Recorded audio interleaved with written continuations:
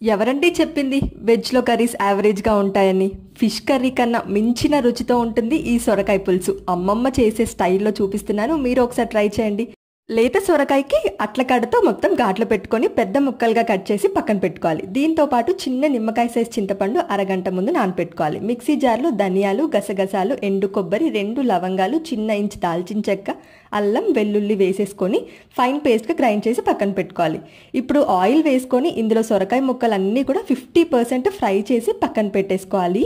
ఇప్పుడు అదే కడాయిలో ఎక్స్ట్రాగా ఉన్న ఆయిల్ తీసేసి జీలకర్ర, పచ్చిమిర్చి, ఆనియన్స్ వేసి బాగా ఫ్రై అయిన తర్వాత కరివేపాకు వేసేసుకొని మనం గ్రైండ్ చేసుకున్న పేస్ట్ కూడా వేసేసి పసుపు వేసుకొని వేయించి పెట్టుకున్న సొరకాయ ముక్కలు వేసి ఫ్రై చేసుకోవాలి. కారం టేస్ట్కి తగ్గట్టు సాల్ట్, చింతపండు గుజ్జు కూడా వేసేసుకొని బాగా మిక్స్ చేసి మూత పెట్టేసి మీడియం ఫ్లేమ్లో ఆయిల్ పైకి తేలేంత వరకు ఉడికించుకొని చివర్లో కొత్తిమీర వేస్తే అద్భుతమైన సొరకాయ పులుసు రెడీ.